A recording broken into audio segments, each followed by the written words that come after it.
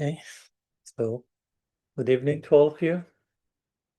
Welcome, especially welcome those who have arrived today. Penny, welcome after long drive and a little difficulty finding the place that most of us had. So welcome to the to the group, and also welcome Rasangi, Rambilas. Thank you for coming. Welcome you all. Happy birthday, Rambilas, again.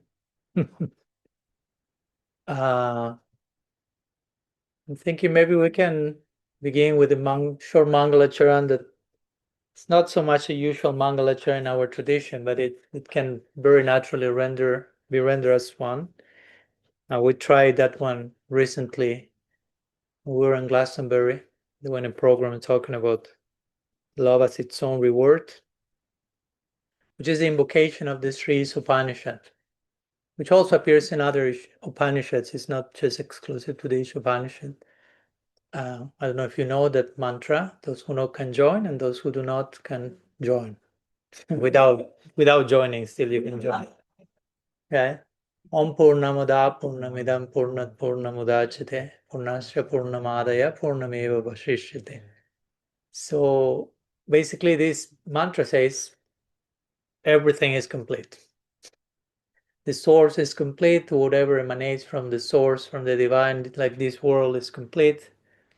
So we are all complete. Everything is complete.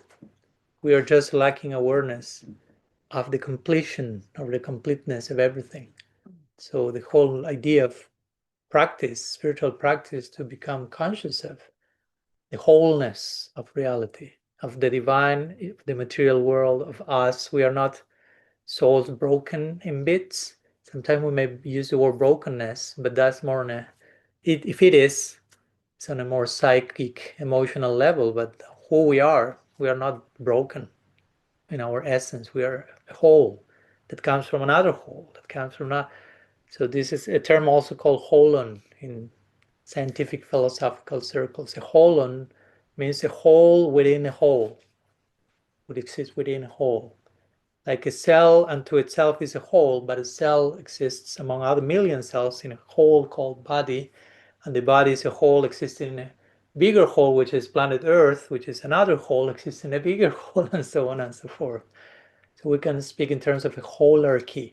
I use the term in Evolution and Divine Love. Holarchy is like a system of holons, of holes within holes, holes with W, right? When we lose sight of our wholeness with W, we enter just with wholeness with H.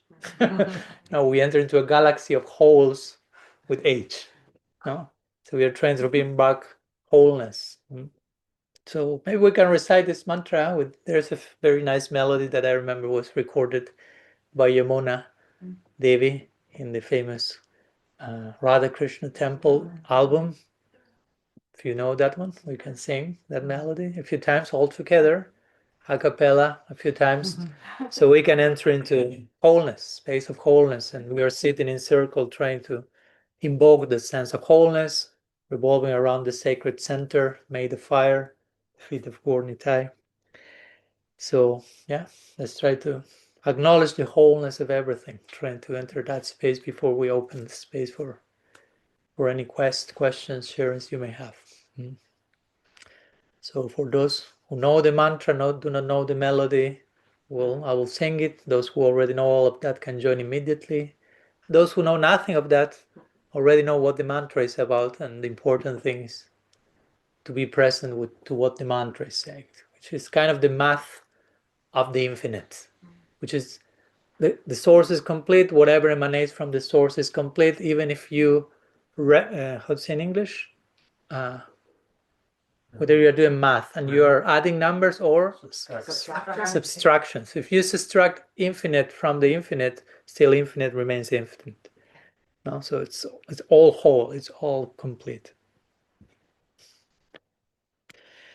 Om Purnamadaha Purnamidam Purnat Purnam Udachyate Purnasya Purnamadaya Purnameva Vashishyate Om Purnamadaha Purnamidam Purnat Purnam Udachyate Purnasya Purnamadaya Purnameva Vashishyate Om Purnamadaha Purnamidam Purnat Purnam Udachyate Purnasya Purnamadaya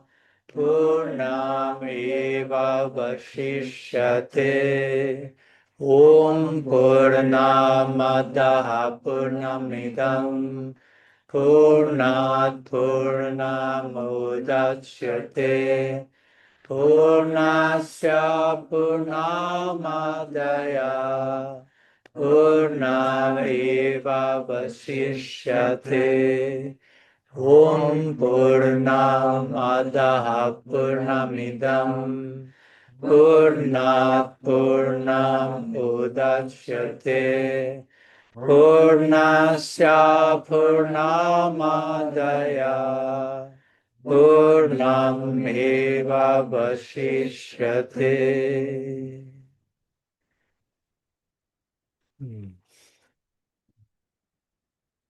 So, after invoking a sense of wholeness and completeness, and hopefully presence and awareness to the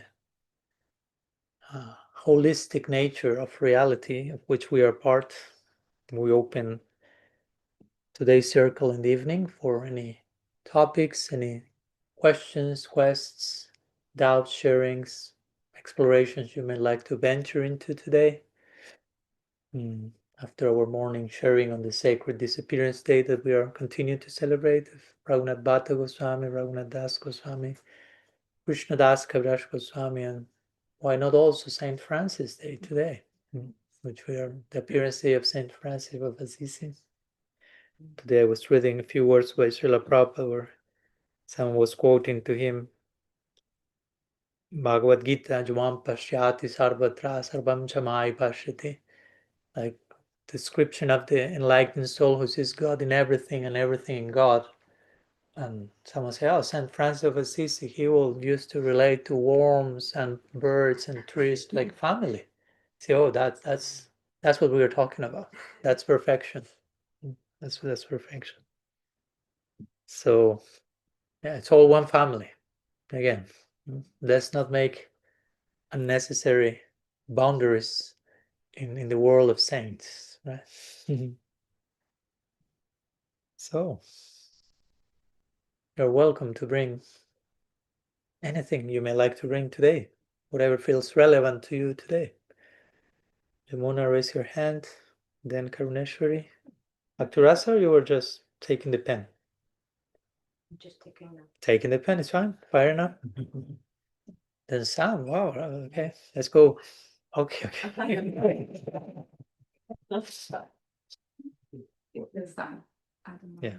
we'll see. Yeah, we never know, right?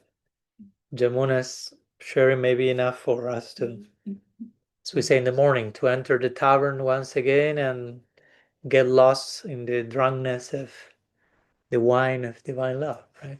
And I forgot to say today in the morning that one of the names of Bhagavan, the Vishnu Sahasranam, the 1000 names of God, is Dripta, which means drunk. So much talking about drinking, we had wine delivered. Tesco delivered. We had wine delivered. But accident. I mean, not accident. Tesco. It was a mistaken order. God. They brought wine. Really? Bottles of wine at bed. Wow. We Give them back to the guy. And this is a different tavern. They overheard the conversation so much, like, oh, wine, okay, there seemed to be in need of wine. Like, no, we didn't want. But you talked about that in the morning all day. Here's the wine. God incidents, not coincidence. Yeah. It was Krishna dressed as a wine deliverer. Who knows what wine that was? So, good morning. So we talk so much about, or it's mentioned and talked about, Radharani's love, and serving Srimati Radharani is the highest because of her love for Krishna and how she is who she is. But in dealing with so much of, so talking personally in regards to this question, dealing with so much of my own stuff, it can feel unrelatable. It can feel more than far away, like just untangible, and a language that I can't understand. I can't even necessarily always appreciate, being very vulnerable and honest here. So how to bridge the gap? Is there, yeah, there we go. May I ask something in return before trying to say something? So why it feels unreachable? What's that feels or unrelatable? It feels like in your situation, because you are speaking for yourself. Yeah, Though I know it's not only you, but here is Jamuna talking. So this is Jamuna talking. So in dealing with stuff that comes up, brokenness, unhealthiness, my own murky pond of water, to then hearing about her divine love, her manjaris, the service, the mood, it just feels like I feel like I can't relate to that. I feel, in all honesty, I feel like I could relate more to Krishna because he's supreme. If I want to just go on the majesty side of God, he's supreme, and then I feel him as a friend. But that unconditional, intense love that she has, I find very hard to relate to. And I know that I'm most probably, I'm going to do the old, I'm going to get struck down by lightning thing for saying this, but that's my vulnerable question of, I find it very hard to relate to that sweetness. Yes. Thank you. Did I explain, or did I just go around in circles?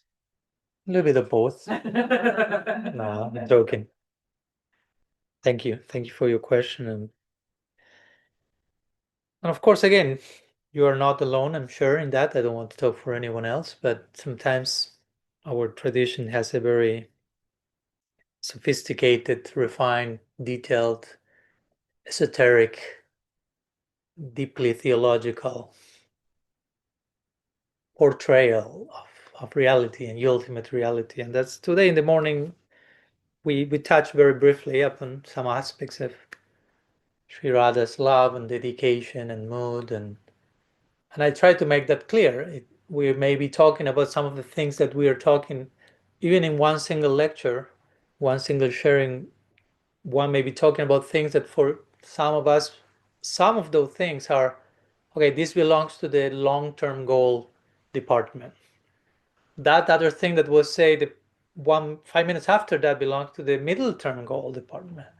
And that other thing that is being said belongs to the short-term goal department. And that other thing that is being said belongs to the immediate goal department. I can and I should be doing that, so to say. So, and it's okay. It's not that, of course, I will say in proportion, in terms of proportion, big part of what we should hear has to be relatable to where we are, because if it's just, okay, my short-term goal is 1% of the lecture and 99% is the long-term goal in 3 lifetimes, it may be a little bit like unrelatable. So, or as I like to say or do, even when we talk about ideals that belong to the long-term goal, how can we make them relatable to our current situation? Not to downgrade, you say, the highest, but to show, because it's the highest has the capacity of extending itself to the lowest, so to say, and give us some insight, some point of entry, some connection, even where we are. So as we will say in our tradition, Mahaprabhu, Sri Chaitanya Mahaprabhu is the highest of the highest. But at the same time, because he's the highest of the highest, it extends himself to the lowest of the lowest. So it's not that because something is the highest thing, it's the highest thing and it's over there and I'm over here. There's no bridge in between. And of course, if Mahaprabhu is considered the highest of the highest, even above Krishna, quote unquote above, quote unquote Krishna, because Mahaprabhu is Krishna. But is Krishna in a very unprecedented, momentous chapter, no? So it's still Krishna. But why Mahaprabhu is highlighted in that special way? Because it's Krishna imbued in the mood of Sri Radha. No, so for me it's interesting when you mentioned that you can. It's my opinion here. That you cannot relate that much to Sri Radha as you can relate to Krishna, while in one sense, and again, we don't want here to say, okay, she is more compassionate than him, she's less compassionate than her. I mean, it's complex to put all this into words because she and he and her are, in one sense, the same reality expressed in terms of relationship. Is the one indivisible, non-dual absolute taking two forms for the sake of relationality. So how much we can, again, say he's like this and she is not like that. We cannot separate Radha and Krishna. And Sri Radha is known as made of mercy. I mean, there are very similar names to both that. Like Krishna is known as Kripamoy. No, he's Kripamoy. Moy means his own being is made of Kripa. And Sri Radha is known as Kripamai.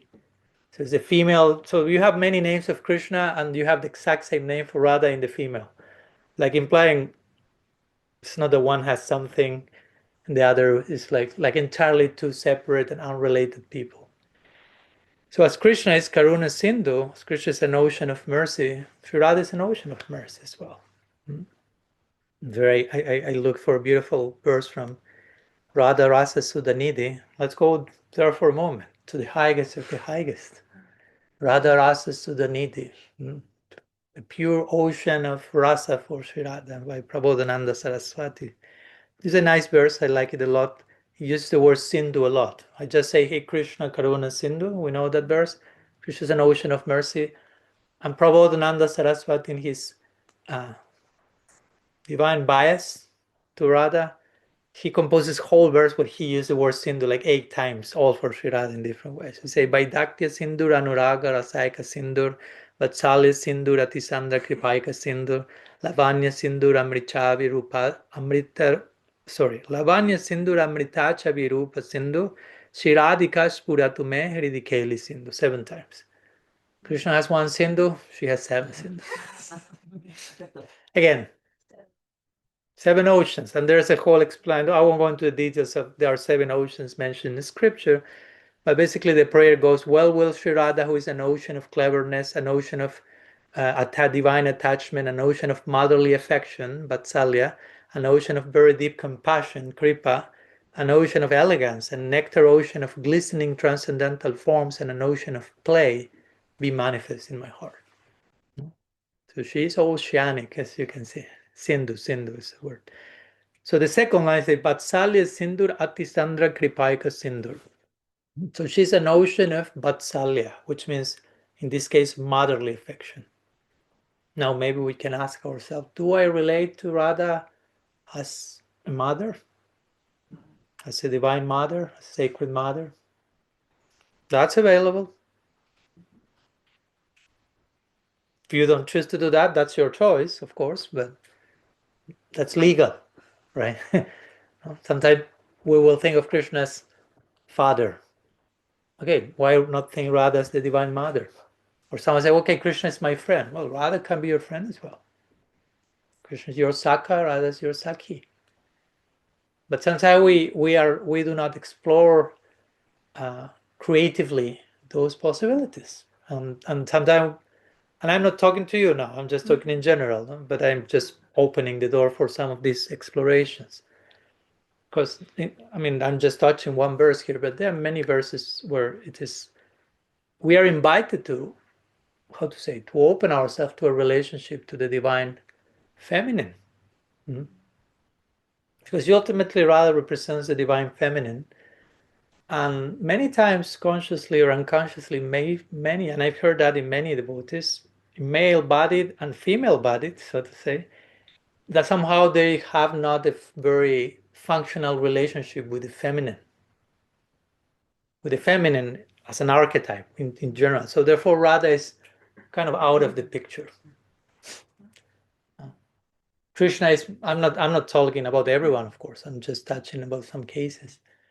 So I think that as part of our own integration of our own femininity, so to say, I mean, I'm not saying just worship of Sri Radha is to be reduced to a healthy integration of my feminine side, but many times because that's not properly integrated, we kind of find that side of the divine not so relatable because we don't know what to do with the feminine.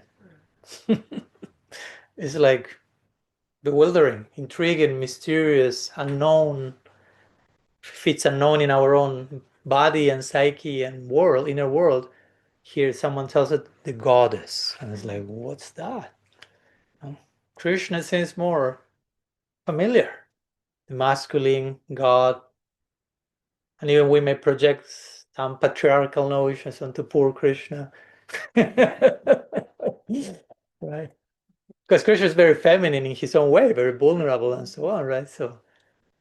My point with all this is that many times our lack of connection and relatability with the idea of Sri Radha is not necessarily because that's so high and we are so far, but many times there are other elements at play that we may not be aware of, that we may even need to integrate and heal on a more relative level in terms of healing, integrating the feminine in ourselves, in relationships, all that the feminine implies, and naturally the goddess starts to make sense. And not only starts to make sense, of course, but becomes more and more prominent, more and more necessary, more and more relatable.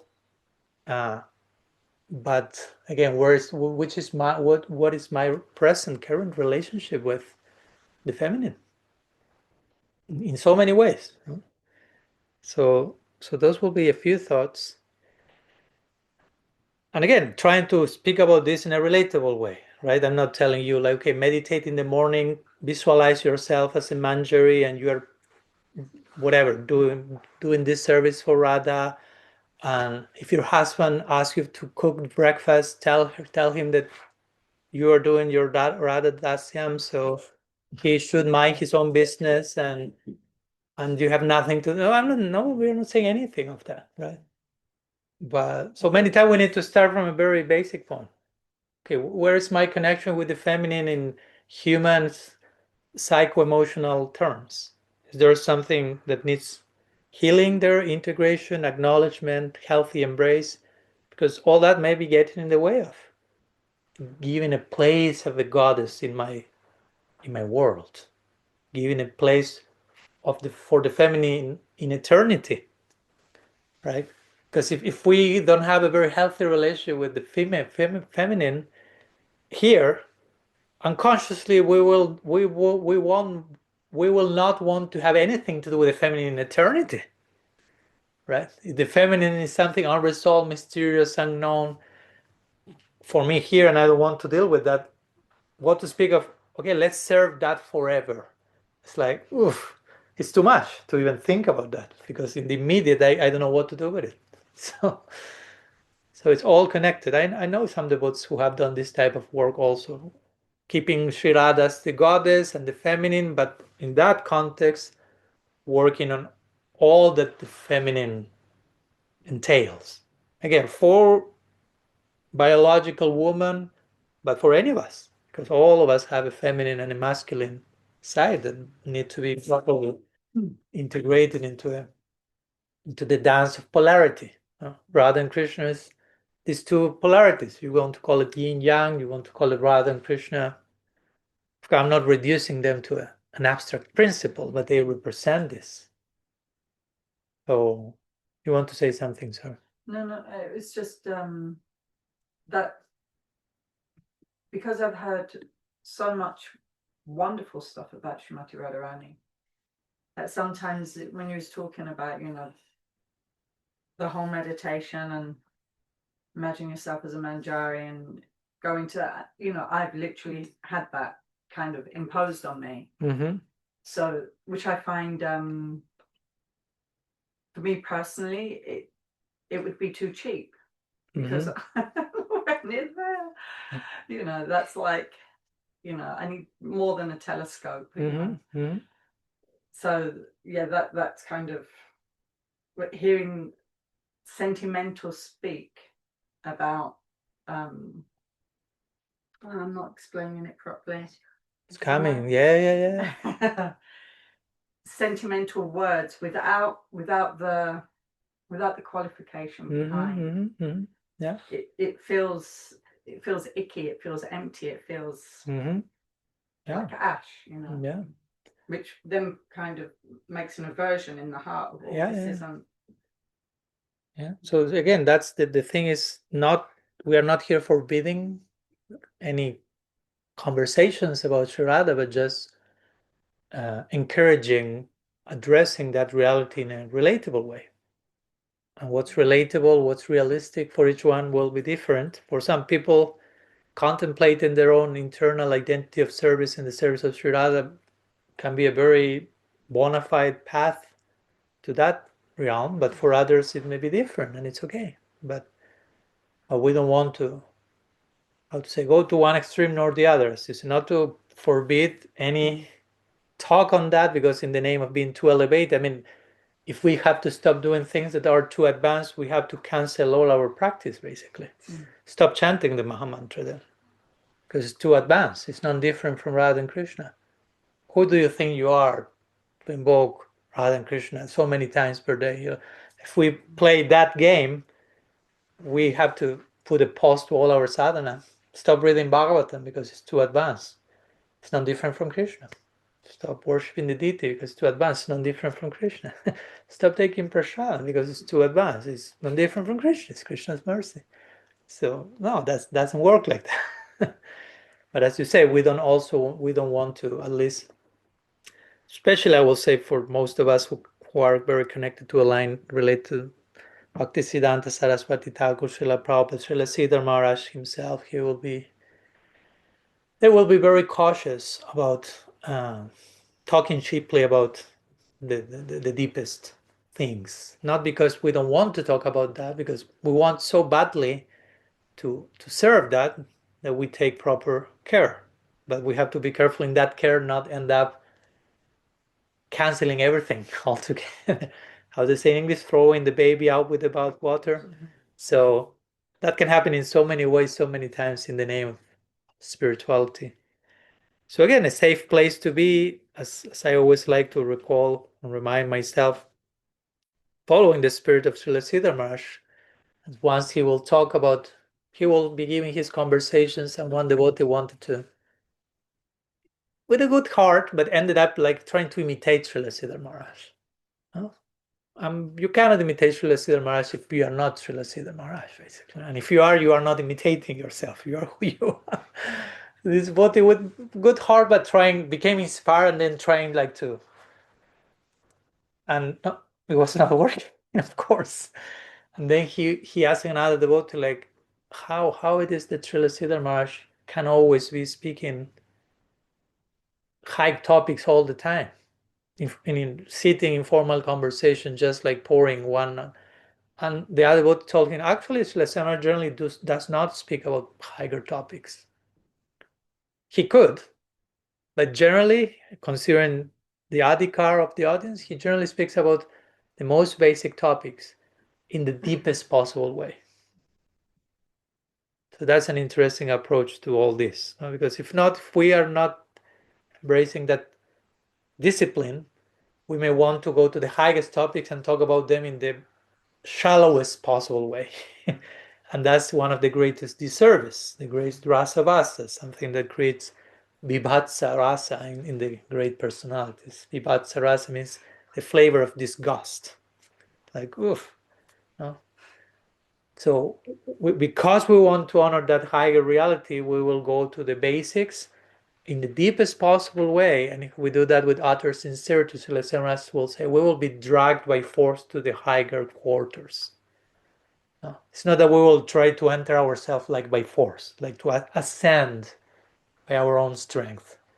I will try to remain as deep as we can in the basics, in the foundations, and realize that, oh, those foundations, you can explore them without limit, actually. There's so much that can be said in such depth about the basics. And by that exercise, he will say, you will be more and more called and attracted to properly honor those higher departments with taste, right? With sensibility. Because we don't want to, how to say, to invade the higher quarters and create a disturbance there. That's how Sri Raj will put it in his own words, of course. We want to go there to serve. So if we dare to speak about it, if we dare to do anything in relation to that, has to be in a way that is blessed, so to say, with blessings and with proper permissions, so to say. So again, like I was saying today in the morning, someone told me recently, it was on a lecture I gave on Radhastami a few months ago, or last month. Oh no, I think anyhow. But it was in Spanish. You may not recall that because probably you were not there. And at one point, said, okay, any questions? And one question was like, well, Maharaj, we are in Gaudiya Sampradaya, and the highest goal is to be a kinkari of Sri Radha. No? And I was like, okay. Now, kinkari means like a female servant of Radha, no? Manjari.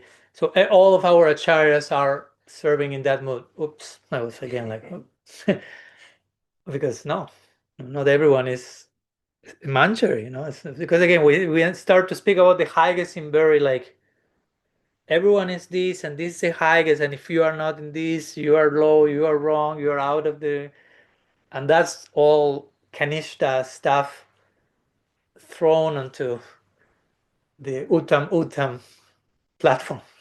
And that's like eating, I don't know what, mango with pasta. Don't try the cooks, they say, don't try that one. You have been warned if you were planning that menu for tomorrow. Anyhow, so my point is, and then she said like, so I think it's important that we get to and I'm not criticizing this person. I mean, it was from an innocent place that the question came, but so we want to get more and more familiar with it. Came from a place also of she being in places where anything about Radharani is cancelled without any clarification or nuance, which is also not healthy. So she mentioned like, okay, maybe we need to learn about at which time Radharani is taking lunch and what is she doing at this time, so we become more familiar with who she is.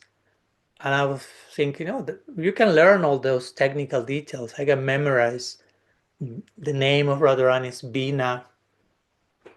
I can memorize how the earrings she has, the color of sari according to the season. We can memorize all the be good boys and good girls, do our homework. And what's the name of this Maharaj? This is the name. What's the color? But that doesn't mean we are contacting the person, having an experience of that reality and understanding the mood and the heart of that person. So, and again, if you for this is very important. Our church have recommended many times. You have to go to Radharani through Mahaprabhu. That's the safest way. Yata, the very same book I just read, Radharasa Sudhanidhi, Prabodhananda Saraswati says, Yatayata Gaura Padara Vindam Vindetha Bhaktim Krita Punya Rasi Tata Tatat Sarpati Hritya Kashmad Radha Padamboja Sudhamburasi. The more you give yourself to the lotus feet of Sri Chaitanya, the more you serve that reality, Gaur Lila, the more you immerse yourself into Gaur Lila, the more you emerge into the service of the feet of Radharani. That's how he makes that imaginary. The more you go deep into the service of Mahaprabhu, the more you find yourself serving at the feet of Radha. Because again, who is Mahaprabhu? It's Krishna trying to relish Radha Bhav. And again, we cannot speak about Mahaprabhu without speaking about Sri Radha, but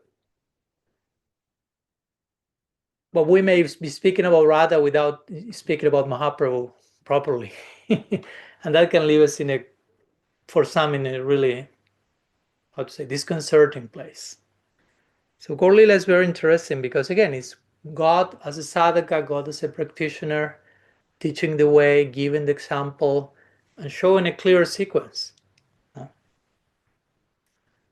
Again, when some devotees come to me like, hey, we have to speak about Radharani now, in detail, full intimacy. That's not the sequence of the Bhagavatam. No? Bhagavatam doesn't even mention the name of Radharani directly. Of course, indirectly we could say she's all over the place. But in terms of sequence, Braja Lila comes at the end of the book. So there's a preparation. Gaur Lila, Mahaprabhu is relishing Radha Bhav, but he does deeply and systematically his last 12 years in the Gambhira. Before that, he's instructing others to practice, following example, and teaching others through his own example. So there is a gradual sequence which shows how he goes deeper and deeper and deeper, though he's always deeper, but he's teaching us also. So many times the question is, why, from which place is coming that rush? Because many times it's like, only because I heard that's the highest thing and I should be doing the highest thing. Because if I'm not doing the highest thing, I will be bullied or excluded or whatever. I won't belong, and it all boils down to personal fractured sense of self where we feel do not belong. Many times, again, I'm not saying every case. So there are ways to relate to Sri Radha, again, as we were talking in the morning. She,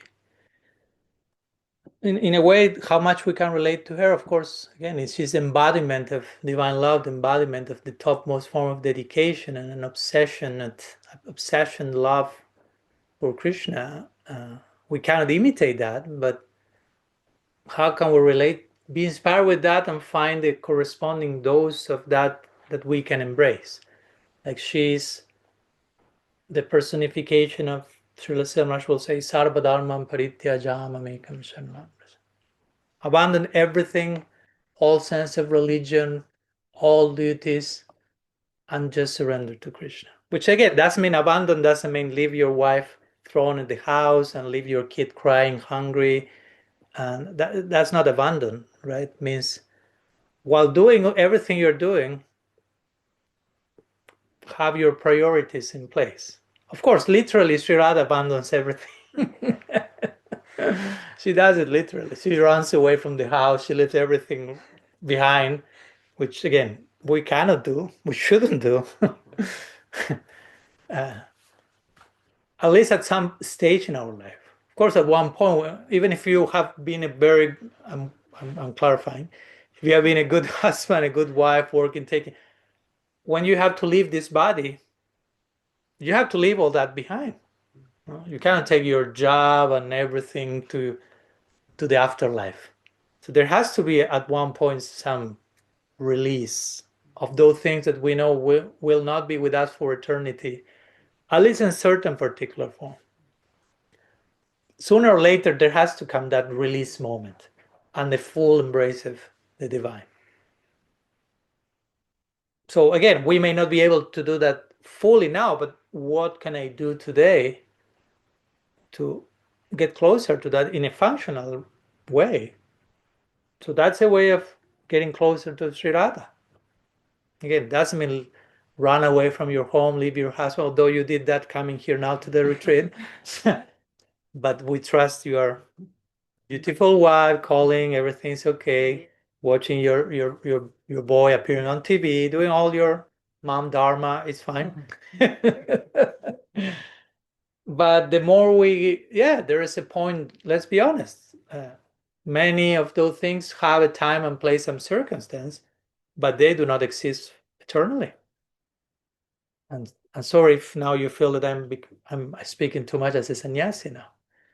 But it's not that I'm a sannyasi, just that, let's be honest, it's not that my mom will be my mom in all the future lifetimes and my previous lifetimes. She will be my eternal mother Yashoda, so to say.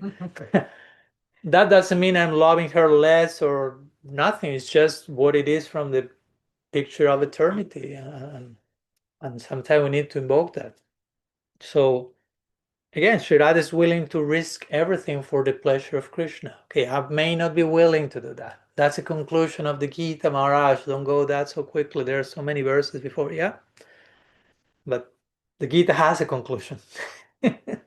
And we don't want to understand the text out of context and leave the book before we reach chapter 18, verse 66. No, we're feeling, it's getting there, Let's edit the book and let's make it finish before that.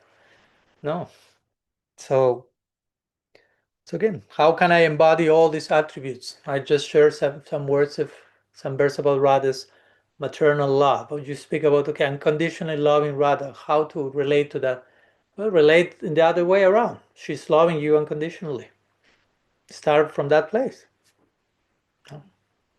We always say that. No, you cannot force yourself to love Krishna or Radha unconditionally. if we don't know that they are already accepting us unconditionally. If they are accepting us unconditionally, probably you have experienced this, or are more, how to say, you find more relevant or are more accustomed to say, "Wait, Krishna loves me unconditionally," but for some reason maybe we don't include Radha in that equation. So again, why? Again, it's not to have guilt. Maybe we just been accustomed to hear more about Krishna, Krishna, Krishna, Krishna. But maybe it's time now that we understand that Krishna without Radha is not Krishna also. And that every time we hear Krishna, Krishna, Krishna, which is fine, nothing against Krishna. But actually, if in that Krishna, Krishna, Krishna, actually, because Krishna is nobody without Radha, every time we hear Krishna, Krishna, Krishna, it was actually Radha, Krishna, Radha, Krishna, Radha, Krishna. Because again, you cannot tear the two apart. Tear the two apart. So yeah, I know that some, for example, like Srila Prabhupada will speak more about Krishna, and there are reasons for that, even esoteric reasons, I would say. But even if you want to say he tried to make it simple, speak too much about Radha, Mahaprabhu, and Krishna, his disciples may become polytheistic. Who knows what? Let's concentrate on one person. Also, I will argue myself. Not only myself, I'm supported here by Srila Siddhar Maharaj and others, by Prabhupada himself, that he had affinity for loving Krishna as a friend in Sakya Rasa. So naturally, Krishna is the main figure, so to say. But then, for example, and that's part of my upbringing only when, I knew Prabhupada and Srila Siddhar Maharaj at the same time, not personally, but through their books. And Srila Siddhar Maharaj, his main emphasis will be to speak about Sri Radha and Mahaprabhu. Mahaprabhu and Sri Radha, mostly Mahaprabhu. Krishna also, of course, not that we are talking in one sense about the same non-dual absolute, but his emphasis were more Mahaprabhu and Radha.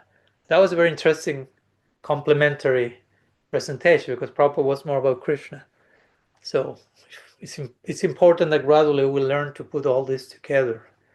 As I can imagine, I don't know, any sincere Christian will have their struggle in trying to make sense of the Trinity. It takes time to understand that the three are one. It's like, no, the three are three. One is one and three is three. Again, we are trapped into mathematics there. No? So we can also have, as I like to say, that we have our Gaudiya Trinity. No? The same principles of the Christian Trinity are basically what we call Sandini, Sambit, Ladini, which is Balaram, Krishna, and Radha. Jesus, Guru Tattva, Balaram, origin of Guru Tattva, Krishna, the Father, God, Radha, Holy Spirit, Bhakti Devi, Swarup Shakti. So we also have a Trinitarian view of the divine. But yeah, I know that from the neck up, that's difficult to digest. It's like, just give me one name. Make it simple, please, Maharaj. But we are talking about the infinite, so how we want it simple, but be careful not to be simplistic. When we are lazy we are not making the necessary effort that it takes to integrate all the things. And it's not just intellectual effort. Also, we have an intellect. We have to make it sweat a little bit. But all our faculties. Krishnadas Kaviraj Goswami will say, Siddhanta Baliya Chittana Akaralas. Try to contemplate in your mind the Siddhanta, the perfect conclusions, the conclusions about perfection. Conclusion again, ever evolving, but there's perfect revelation, always more perfect. He said, try to contemplate with all your faculties these revelations. Nakaralas, don't be lazy. Because he knows.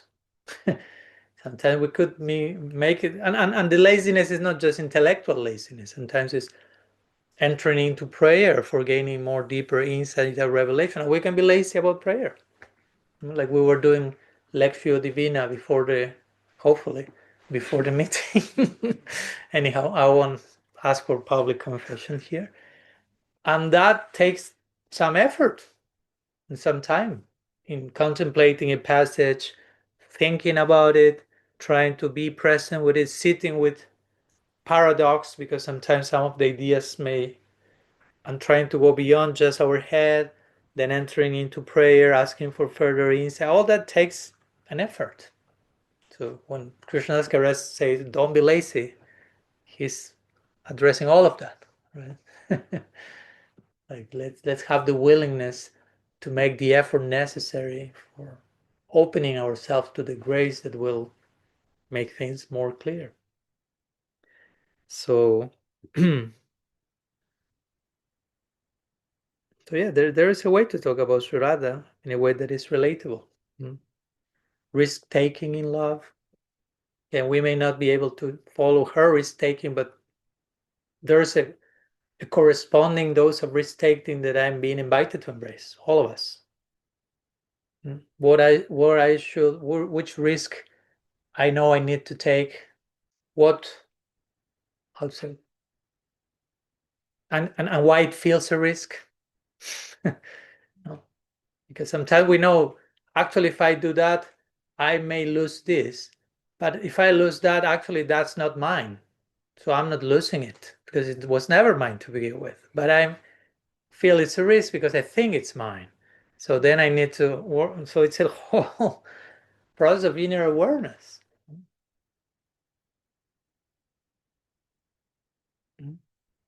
Krishna loves you unconditionally, Radha loves you unconditionally. There's nothing to lose, all to gain. In one sense, there is no risk. Srila Maharaj will say, at the highest level, no risk, all gain. But we feel so much risk around us, so much potential to lose things, stuff, whatever. And behind that is so much misperceived sense of, this is mine, I'm in mine, I'm in mine, I'm in mine. Aham mameti. Bhaktivinoda Thakur says, that's samsara. What samsara? Aham mameti. All this false sense of I based on a sense of mine, which creates attachment and which creates fear of risking the losing of those things that I think belong to me. And that fear paralyzes me, and I'm not willing to venture beyond my comfort zone and explore into the mystery of love. Love is the ultimate mystery. Radha is love personified, mystery personified. So again, ways to relate to Radha, Radha Dasyam. Serving Radha, empathizing with her mood. She's willing to risk, she's willing to embrace mystery. She runs every time she hears the flute in any possible direction. And again, we cannot imitate that. But what's the microdose I need for myself today on a daily basis. I cannot answer that for you. This is an invitation for other Lectio Divina. But those will be very, in my opinion, very legal ways of relating to who Radha is, besides the technical details of the name of Bina, ankle bells, earrings, and so on. And again, hearing about her love personified, how love, she's love personified. So speaking about love is speaking about her, even if you don't mention her name. Trying to understand what's love, that's not so easy. That's not so easy. Once you understand what's love, as the other day I heard Jai Jagannath saying in the podcast, I heard he did say it a month ago, but I listened recently say, once you actually grasp what love actually is, there's no return from that. If that hasn't happened yet, probably it means that we don't have yet the full grasp of what's love. And it's okay, again, not for anyone to feel bad, but just to not take love for granted. So trying to really understand what's love, what's the implications of love, what's the price of love, what's the dignity of love, what's the dignifying power and invitation of love. The more we get a glimpse of that, we realize there's nothing else that basically has value. And everything has value if connected with that. And I start to align my life gradually according to that new ethic. Whatever I do, I want it to be aligned with what love actually is, because if not, it's just self-deception after self-deception. And I don't want to live such a tragic life of betraying myself and betraying others in the name of love. No, please. Please, God. So all of that is a way of getting more acquainted with who Radha is, even if we are not using her name. And that's part of the message of the Bhagavatam. The Bhagavatam doesn't need to invoke Radha's name. But it's all the time talking about her, because it's all the time talking about love. Right? Sometimes the devotees is funny, because sometimes I've seen a post some time ago, someone say, oh, this devotee is not bona fide, because look, this class he gave, he talked for 20 minutes, and he in the 20 minutes, he only said Srila Prabhupada or Krishna consciousness 3 times. And it's like, that's ridiculous. That's so childish. With all respect, but so what does it mean? I have to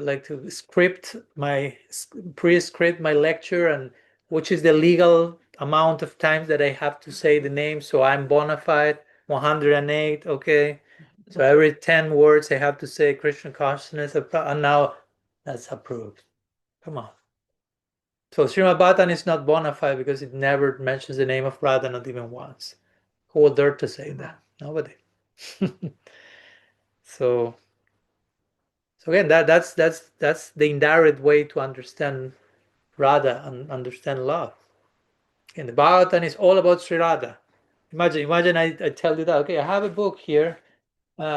This book, not this, it's just hypothetical. I have this book, and this book is all about one particular character whose name is not mentioned even once in the book. They're like, what? How can a whole book revolve? And on top of that, it's 18,000 verses. So it's not it's like this, the book. So it's all revolving around this particular person who is not mentioned even once in the whole book. It's like, for most people, it's like, that's absurd. No, it's all the moment talking about that person without the need to referring to the person by name.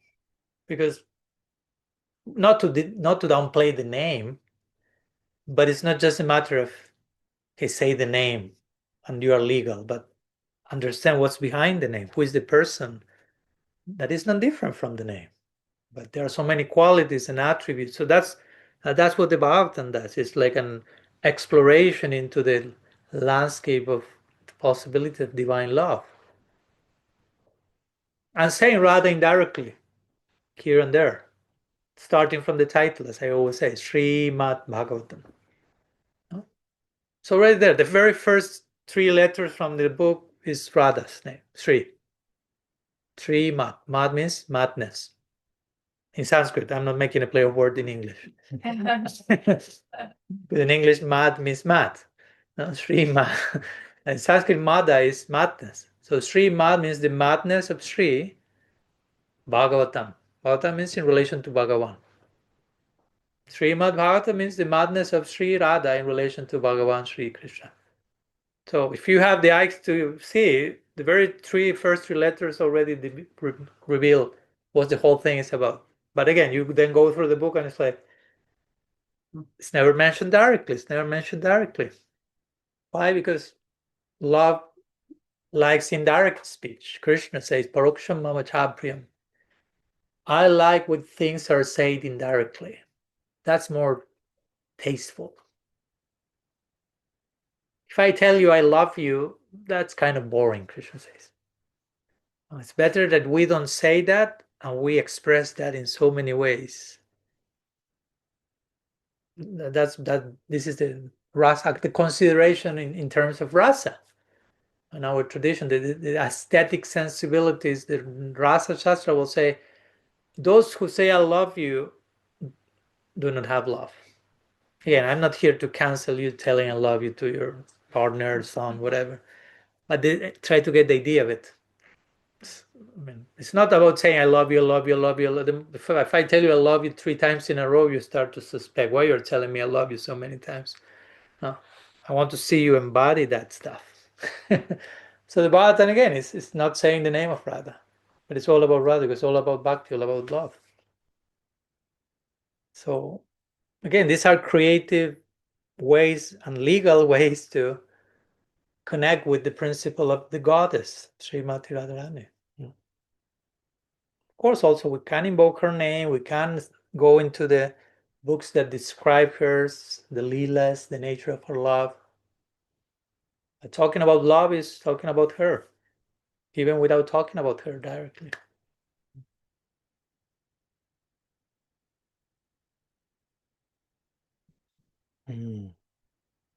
Sorry, went a little long. Wonderful. Wonderful. No, that's it. Is that? It's wonderful. Yeah. Can I just ask a quick question on the tail of that one? Yeah.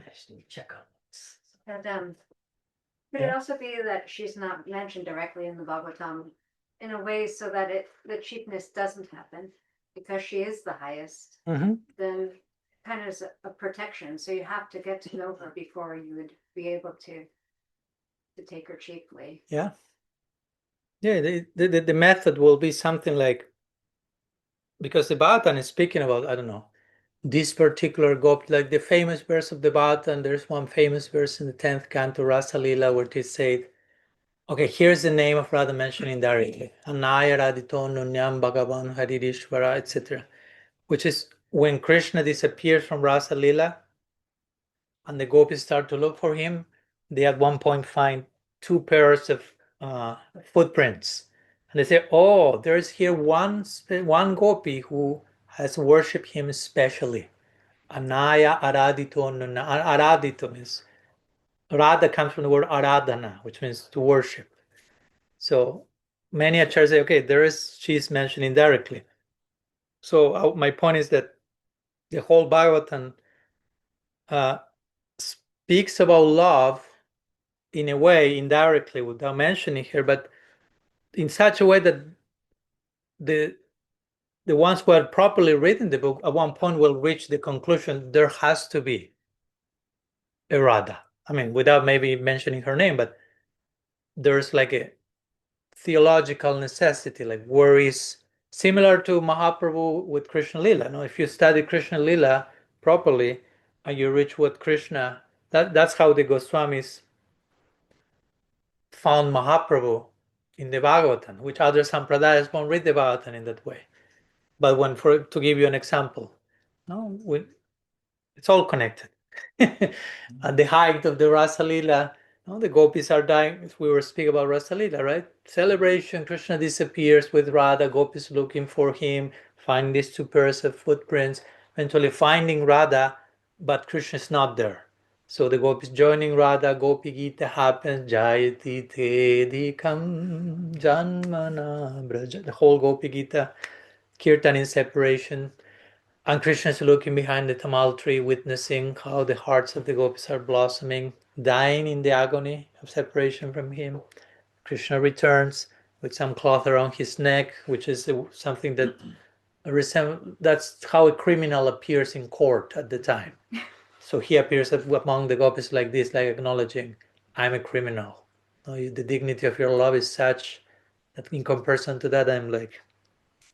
And then he pronounces this famous word, Napariham Nirabadya Sanjajan Sasadu Krityam Vibudaya Sapiva Jamavajan Durjarageha Shrinkala Sambrishchitatva Pratiyatu Sadhana. Krishna is saying, I cannot repay back your love. I say that in the Gita 4:11, Jayatamam Prapadante, but sorry, I'm contradicting myself now. Krishna says, I'm contradicting myself. In the face of the glory of your love, I cannot pay you back. Your love is its own reward. May your love be its own reward. And that's basically what the verse says. Now, Sanatana Goswami reads that verse, and with the, of course, proper heart and proper sensibility, he realizes Krishna is so grateful and so loving. The whole thing cannot end here. It cannot just, he's not just, he will say, okay, I cannot repay back your love. May your love be its own reward. Good night. A pleasure to meet you. Let's resume Rasa Lila. No, Sanatana Goswami said that's not possible. He has to try to repay us. Even if he cannot, he will try because of his grateful nature. Now remember, a few sections before the Brahma Stuti, Vishwanath Chakravarti Thakur is saying, Krishna feels grateful for the service that we can offer to him. He feels grateful in advance for the service that we may be able to offer to him in the future. Doesn't make sense. No. Krishna is not good at math. Imagine, I feel grateful for all the things that you will offer to me in the future. You never offer them. Maybe you don't have a clue if we will offer them or not. But Krishna is already grateful for the potentiality of your offering. So such a grateful person. And now he's in front of the gopis and Sri Radha in particular, the highest expression of love. And he's just saying, oh yeah, I cannot repay back. Thank you. Pleasure to meet you. No. Sanatana says he has to do something about it. And then Gaur Lila becomes a necessity. There has to be a Mahaprabhu. There has to be Krishna trying to experience Radha's heart, trying to repay back, becoming a devotee, spreading the message, making servants for her. It has to be that way. So the Bhagavatam is not saying Sri Chaitanya Mahaprabhu anything directly, but the Goswamis will read the book in that way because they understand it's not directly stated, but indirectly takes you to that conclusion. So in the same way, the Bhagavatam is not talking about Radha directly, but if you listen and read attentively, you will reach that conclusion. There has to be such a person that eventually we discover is called Radha. But if you read about it, you realize there has to be that ultimate embodiment of love that the whole book is pointing to indirectly without a name, and you will become consumed and desperate. Who is that name? Who is that person?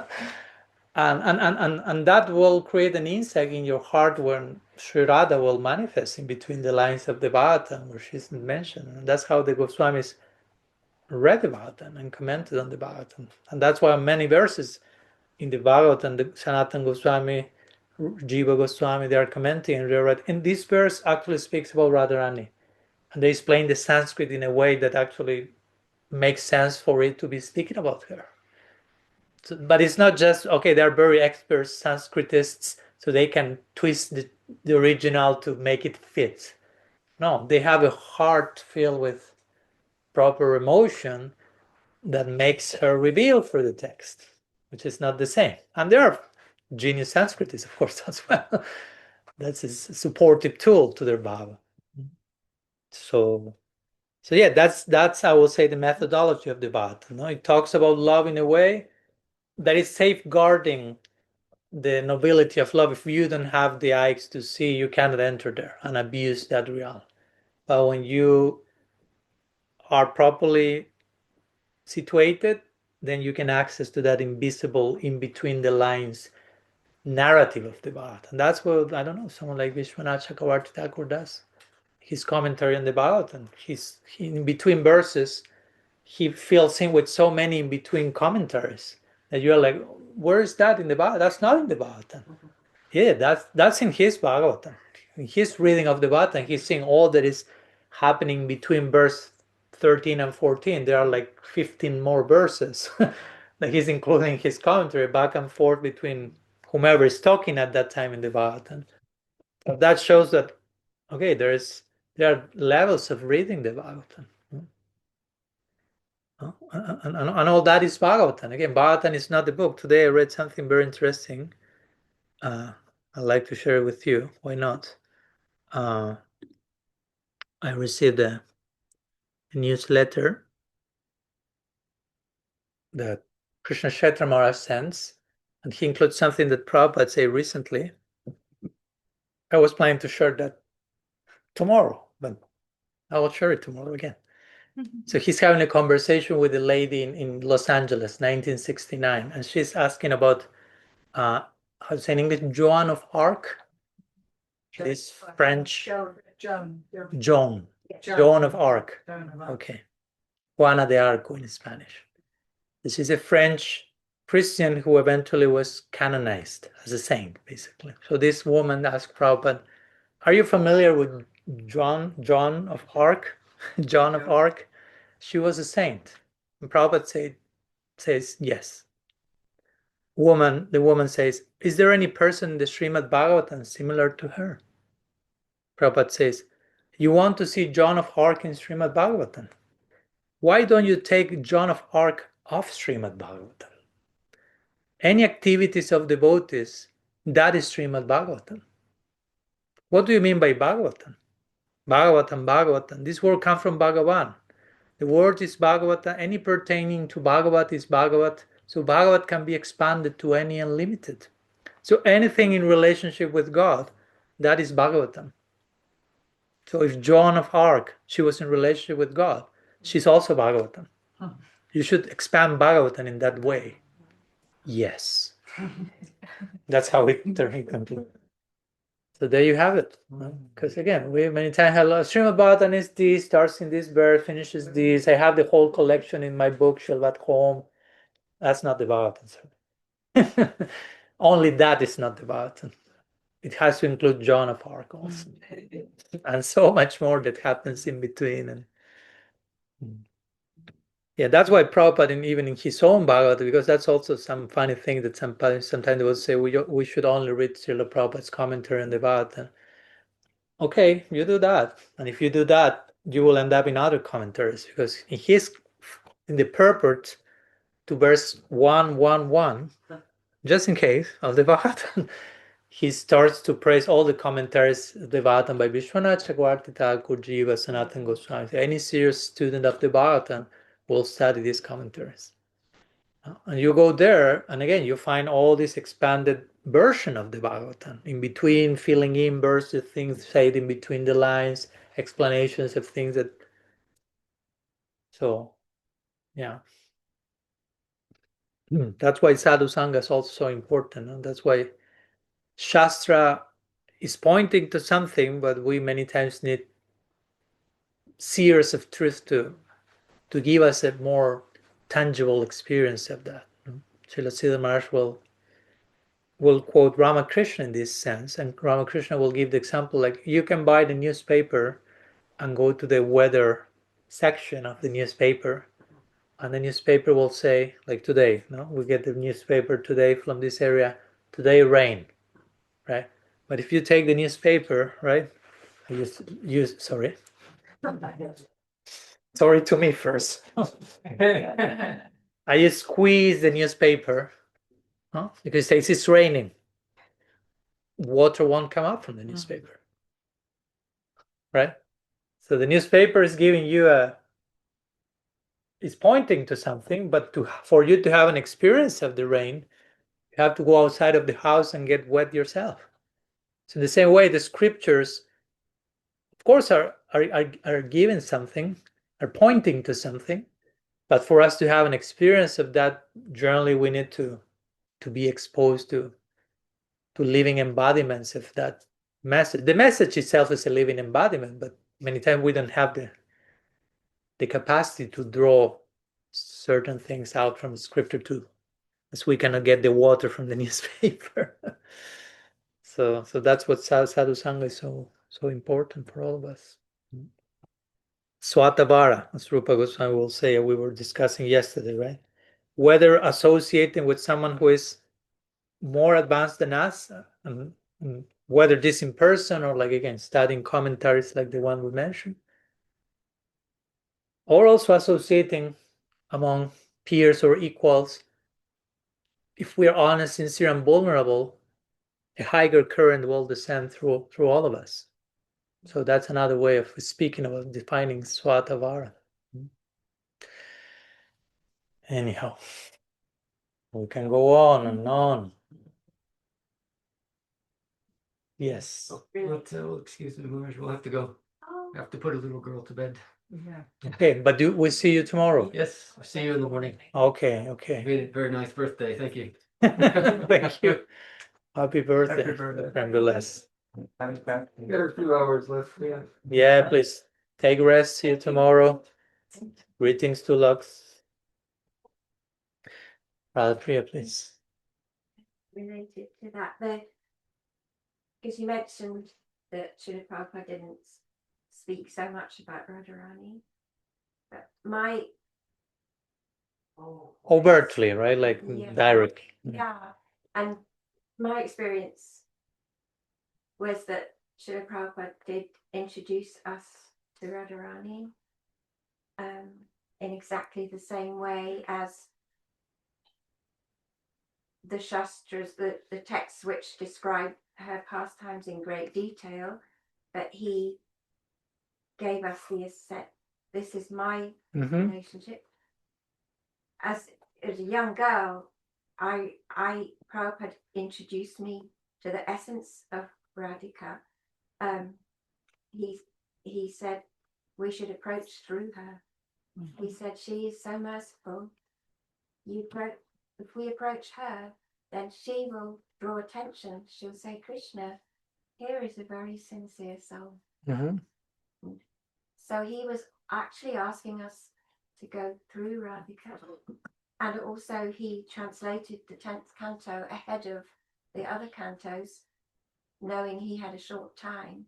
So, because I've been approached in various, you have to rustic and, but I've always feel actually Prabhupada did in that kind of way, like Bhagavatam, introduce us to Radharani's mood as the most sacred, the most top, in a very careful way, because also he was very, very careful with us to avoid imitation, Sahaja. He mentioned that a lot, The Gopi, what was the Gopi Club or something? Yeah.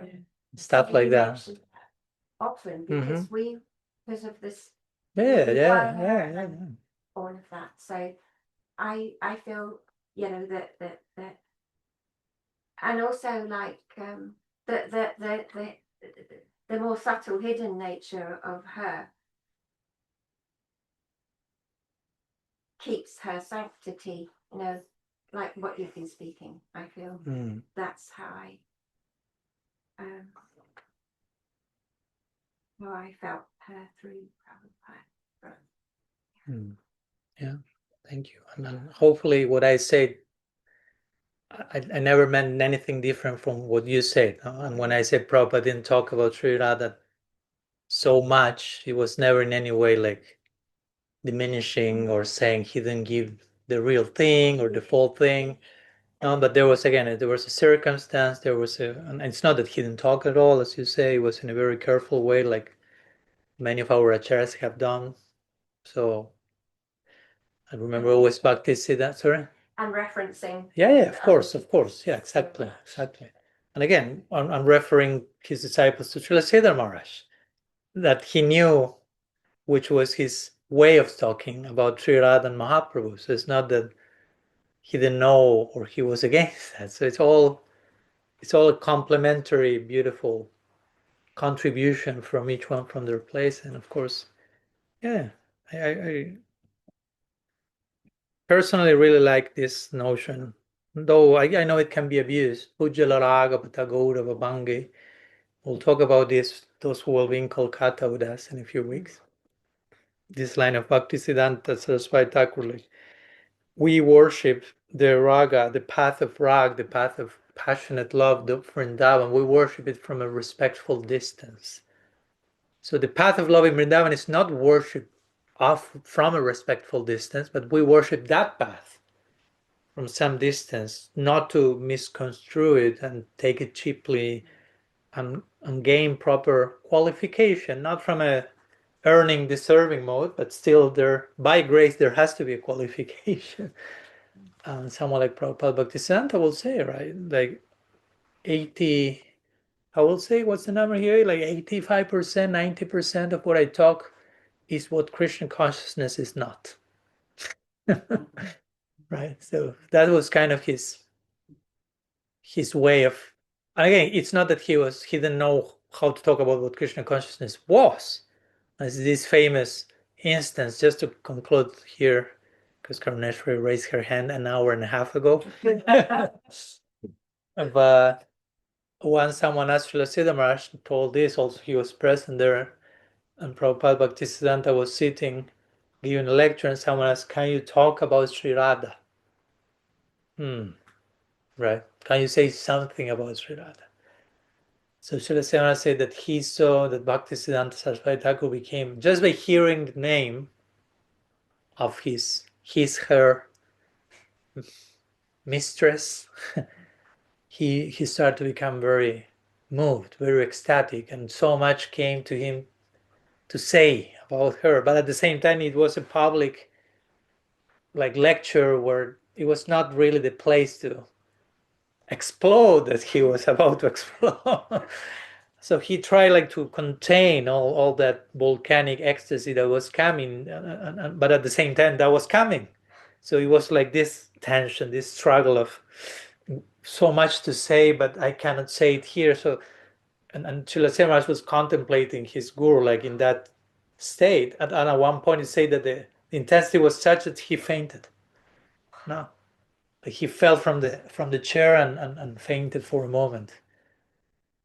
He didn't say anything about Sri Radha. In one sense, for those who have ears, eyes to see, he said a lot without resorting to words, right? So that was his way of honoring this sacred principle, right? We don't want to talk about it in a way that is cheap, right? We want to make it clear what do we need to cultivate in order to properly honor that reality ourselves. It's not like, let all that high stuff come down and adapt to me, and that's it. No, that's exploitation, basically. That's taking me as a point of reference for everything. And we want gradually to decentralize our false self and trying to acknowledge the real center and adjust to serve that. So anyhow, that story came to my mind like a proper intensive example of it. Speaking about Sri Radha, we'll ask Karuneshwari. That's my name of Radha, Karuneshwari. Oh. I was going to say, it might be better to keep my question for another night because it'd be more clear if I read a bit from your book, and I can't remember where it is right now. Okay. But there's some other hands up, so we could find it tomorrow in daylight. That's fine. Yeah, and we're almost approaching 8 p.m. here, and I don't want it to make it. No want to go beyond 8. So, since today's sharing was kind of revolving around one single topic, quote unquote, maybe we can keep it thematic, you say in English? No? Revolving around that and which again is related to, of course, still related to evolution and divine love. There's a whole section about Sri Radha, so without having intention probably, but we ended up exploring her, the nature of love. Okay. Something else, we have a few more minutes in connection to what we have been sharing so far, so we don't go out of the topic. Yes, Ravinder. I just have a thought it's a thought that's been there like over quite a few years now, but I wonder about the idea that, the educating and the chastising of the sadhaka jiva, that's Radha. I don't understand. Okay. Radha is the educating and chastising of the sadhaka jiva. So all of us who approach the path of devotion, yeah, that energy that comes through us with teaching, with remembering, also chastising, that's Radha. I don't understand. Okay. Sorry. No, I'm not saying you are not clear. I don't know if. No, I'll just keep it and see where it goes. Okay. In my own life. Sorry for my lack of. I spoke so much about indirect speech, and now Ravinder's become influenced by that probably, and I'm not able to follow. Yeah, I don't know. I'd like to explore more that. We can talk these days if you. Yeah. I mean, I like to understand. Mm. It's frustrating to me when I cannot understand the question. A little bit more elaboration. So I can sleep at peace tonight. That's the Divine Mother. She's the Divine Mother. Has a love for Krishna, who is like the master of all mystery. Yeah. Krishna is Yeah. out there Yeah. for us. But Radha is the one who's bringing us there. So it's when that mystical kind of like, as practicing devotees, when we experience, that, chastisement that goes along with learning from the guru and everything. Mm-hmm. That's Radharani. That's this Radharani coming in with her love for us. Okay. At that level. Okay. Now I can sleep at peace tonight. Yeah, I knew we were close, but I needed a little bit more of elaboration. So thank you. Okay. Otherwise, who could it be? Yeah. I'll say a few words. It's a topic worthy of exploration, long time. Thank you for the question. Especially, when we speak about chastisement, and I know that I don't want anyone to get triggered hearing that word. It's mercy. It's mercy. Mercy. No, but there's place for that. There is place for. Chastisement, especially if we did something that deserves chastisement, so to say. But in the context of love, again, it's very, very delicate. Like I remember, to give you an example, how it works in a functional way, I will say. I remember when we were doing the podcast with Siddhartha Krishna, you may recall him. If not, I recall him. And he was born in Switzerland, but spent his childhood in India. His father was his father. His father was his guru eventually. They walked through the Himalayas. A very lore from the Vedic time. Yeah. So, and he will tell me that, he as a child sometimes will do mischief, right? Yashoda chastises Krishna. Don't forget that one, right? There is place for chastisement. So his father will chastise him, and for example, will say, okay, you did this, whatever he did as a child or as a teenager, so you have to fast till midday. And again, I know that for some of us, Western sensibilities, that's horrendous. How you can put your teenage boy to starve. But again, it's another culture, another time, and the father will fast along with him, and even more. Right? Or he will say, okay, you have to enter the Ganga, cold Ganga, up to the neck for 10 minutes. and his father will be there an hour. Now, again, it may not be the packaging we are accustomed on this side, but try to get my principle, right? So still there is a chastisement, but there is a point of reference undergoing the same thing even more to accompany us in that moment. It's not like we are thrown and isolated in the land of chastisement and the other person is having a royal feast while I'm freezing in the Ganga. The other person is there with me. So it's like, okay, go under that, and I'm here, doing it even more than you. So he's showing by example. Basically, yeah. So there's something else. It's not just chastisement there. No, there's example, there's love, there is concern. It's an example, of course, of how it. Srila Sridhar Maharaj will also use the word chastisement as, also, again, taking in consideration that ideally that's happening in the context of love. Again, we have dysfunctional scenarios where chastisement is used as an excuse to justify the unjustifiable. We're not talking about that here. Srila Sridhar Maharaj will say, "Oh, Gurudev has chastised me."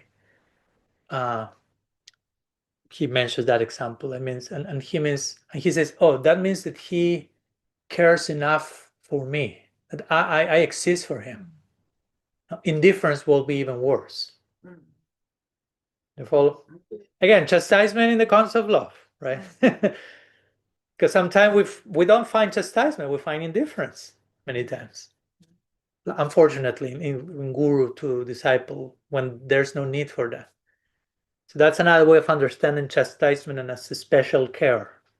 Again, as long as it comes with love, and as we say many times, we talked about that in Glastonbury a few days ago, that someone brought the topic of tough love. Tough? So sometimes we just like, that's tough love. Okay, I'm not against that. Of course, it's a fine line, and we can end up justifying anything in the name of tough love. But if I as a mother, father, teacher, show tough love to you as my son, student, whatever, chastise you, tough love, and for whatever reason you don't pass the test, so to say, you don't get that, you become discouraged, confused, sad, no, misunderstanding that I'm rejecting you or whatever. If it's really tough love, I will recalibrate GPS, calculating, and readjust to accompany you on your journeys. It's not like tough love, you didn't pass the test, oh, you're an outcast, sorry, you failed the test, get out of here. Because sometimes that happens in the name of tough love. That's not tough love, that's tough something else. Tough luck. Right. But if the word love is there, it has to be loving. It has to be loving. So yeah, in that context, we can think of Radha.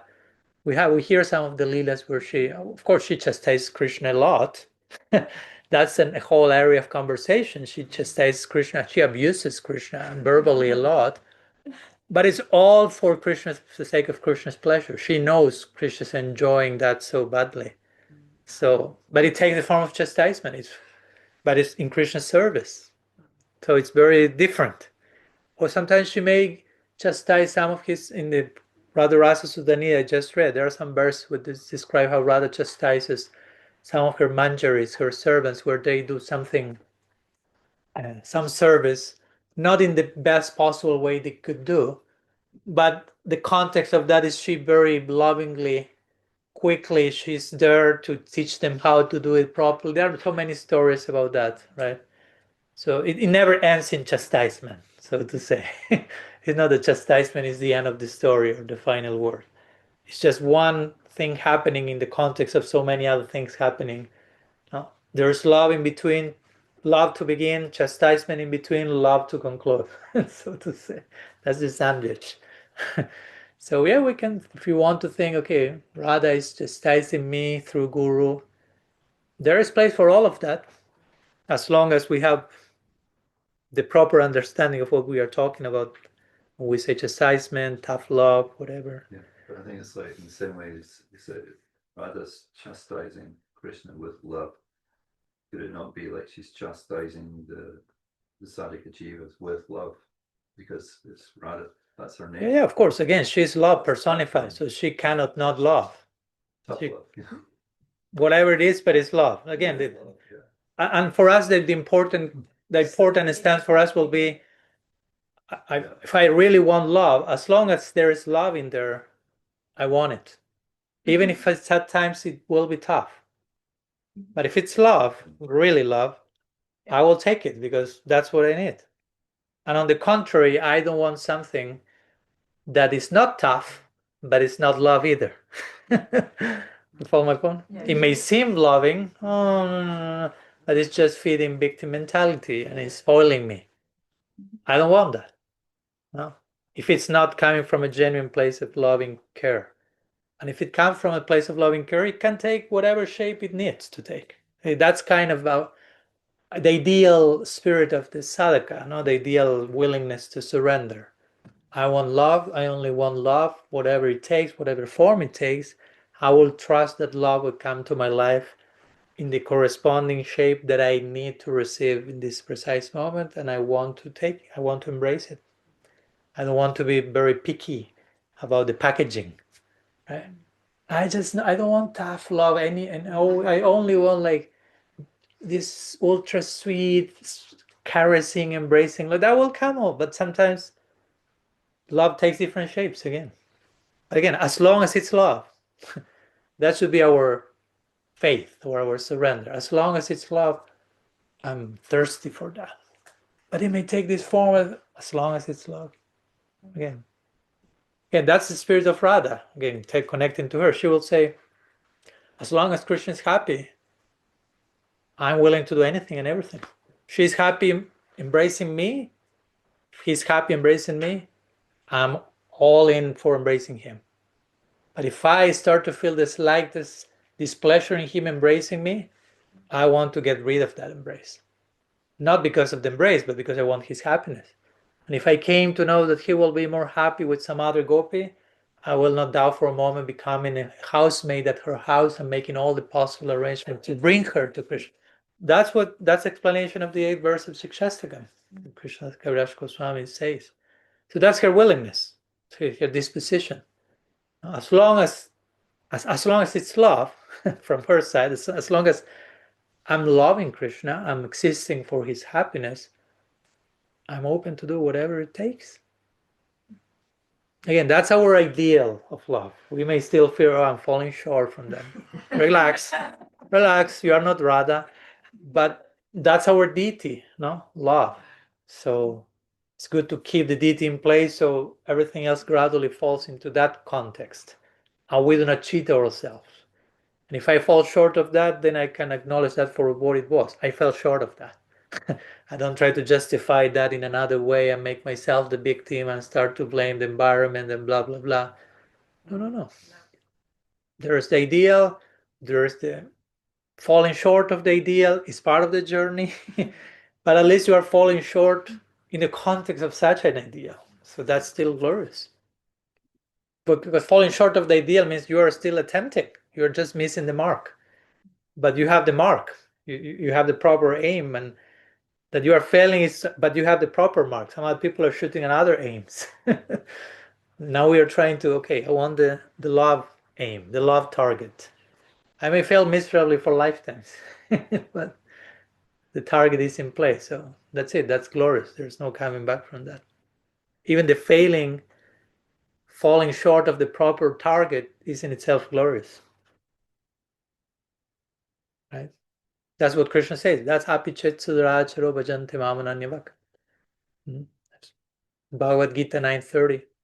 Even if you still behave very badly, but you are determined in worshiping me alone, in my eyes, you are a sadhu already. That's basically the same idea. You have decided upon this is the aim, love is my target. Even if you fall short of that, you throw the arrow, who knows, but you know that's the aim. In my eyes, you're already a sadhu, Krishna says. It's just a matter of time that you gain some more accuracy in the arrow shooting. We are training our arrow shooting. That's sadhana. Can do some Ramachandra puja he's good at arrow shooting. Maybe we get some. One of You the like the GPS also. The GPS is recalculating, yeah. helping us recalculate our aim. Yeah.